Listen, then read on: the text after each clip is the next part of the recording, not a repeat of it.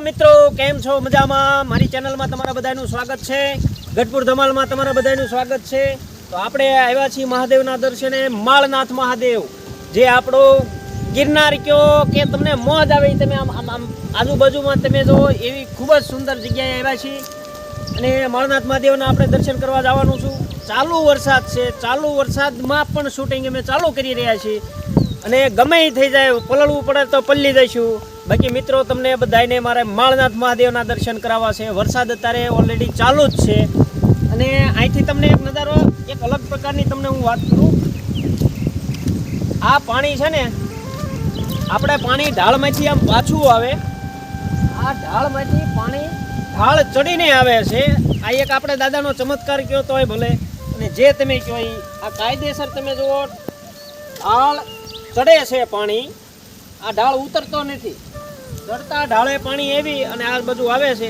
એટલે અહીંયા કાંઈક મને આ જગ્યા અલગ લાગી એટલે મને એમ થયું વરસાદમાં ભલે પલ્લું બાકી દર્શક મિત્રો આ મેં પહેલી વાર જોયું છે ગ્રેવિટીના આપણે ગુજરાતમાં ઘણા બધા કિસ્સા છે કે જે ઢાળ ગાડી હોય ને ઢાળ ચડે આજ મેં પાણીને સામા ઢાળે ચડતા જોયું છે એટલે મને એમ થયું કે લાવો આજ જોઉં તમને બધાને અહીંયા જાણકારી આપું કે માળનાથ મહાદેવ થોડુંક જ દૂર છે ત્યાં પણ આવી એક જગ્યા છે અને બાકી તો આ તમે જુઓ ડુંગરા ને હરિયાળી ને જામો ને હાંકલા છે હો હાલો મિત્રો વિડીયોમાં બન્યા રહેજો વિડીયોમાં બહુ મજા આવશે પલળવું પડશે તો અમે પલળશું પણ તમારા માટે જે કરવું પડે એ કરશું બરાબર તો વિડીયોમાં બન્યા રહેજો આગળ આપણે જઈએ માળનાથ મહાદેવના દર્શન કરવા અને અત્યાર સુધીમાં જે કાંઈ મેં જોયું છે એ જ મારી આંખે તમને દેખાડું તો મિત્રો ચાલો આપણે જઈએ માળનાથ મહાદેવના દર્શને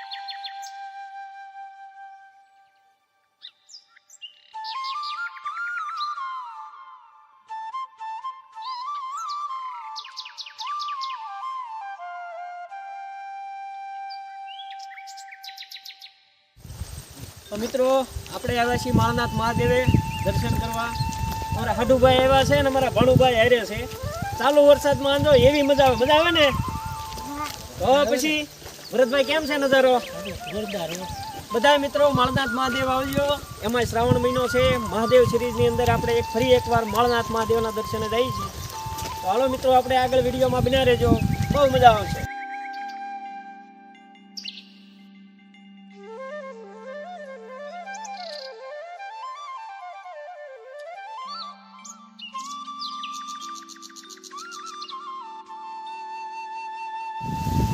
મિત્રો તો આપણે આવી ગયા છીએ માળનાથ મહાદેવ પાછળ તમે જોઈ શકો છો માળનાથ મહાદેવનું મંદિર આવી ગયું છે અને અમારા દીકરા તે હારે છે એટલે બધા હારે હળી મળી મહાદેવના દર્શને નીકળ્યા છીએ વરસાદ ચાલુ છે એટલે જાડવા છે મેં કીધું હાલો થોડુંક માહિતી આપી દેવી એટલે આવ્યા છીએ માળનાથ મહાદેવ તો આ વિડીયોમાં બન્યા રહેજો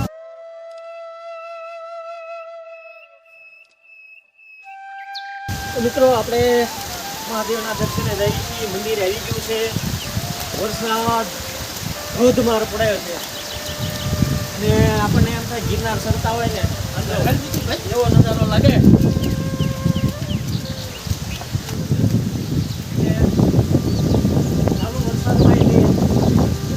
આખી વાત વિડીયોમાં બનાવ્યો.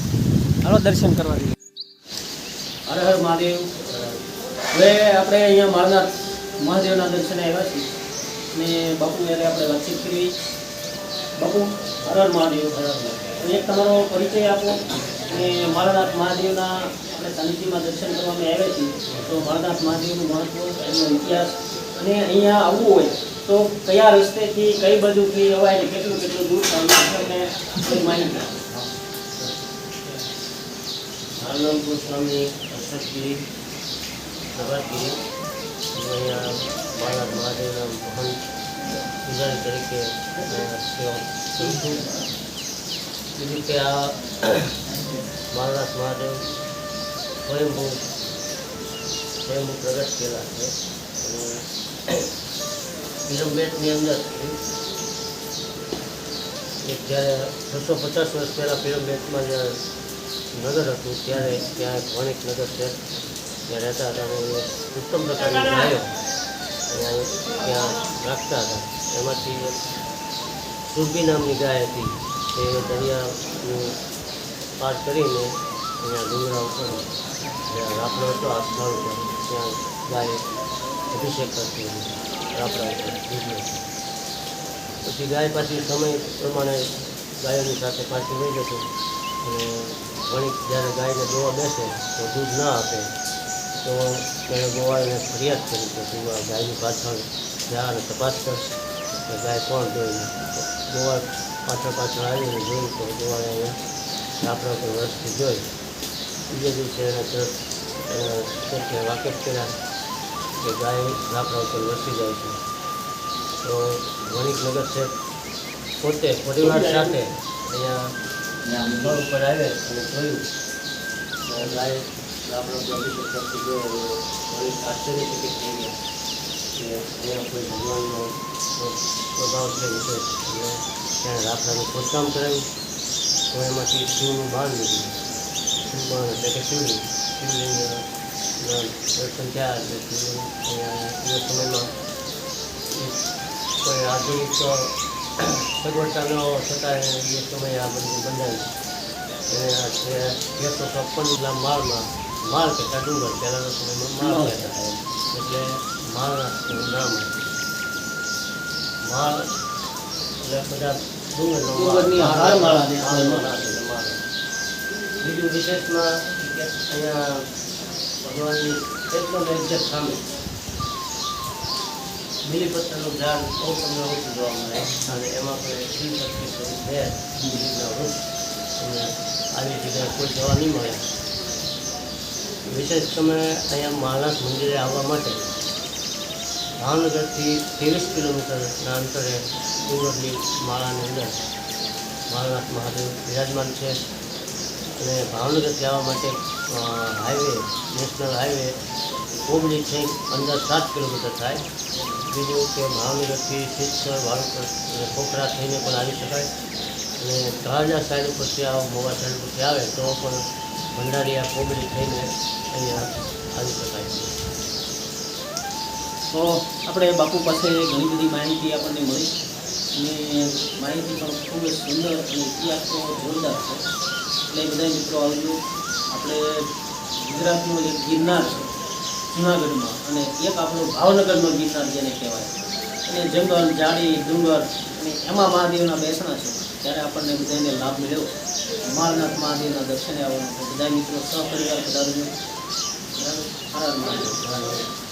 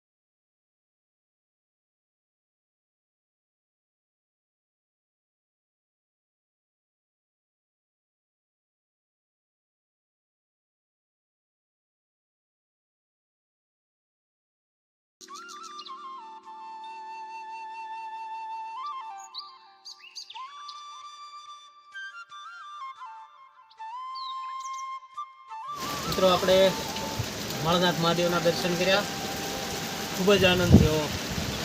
કુદરતના ખોળાની અંદર આપણે બેઠા હોય એવું આપણને લાગે. બરાબર, વિડીયો તમને ગમ્યો હોય તો વિડીયોને શેર કરજો, લાઈક કરજો. ચેનલમાં નવા આવ્યા હોય તો સબસ્ક્રાઈબ કરજો. બધાય મિત્રો માળનાથ મહાદેવ જરૂર પધારજો, સહપરિવાર પધારજો. હવે મળશું આપણે નેક્સ્ટ વિડીયોમાં. ત્યાં સુધી હર હર મહાદેવ.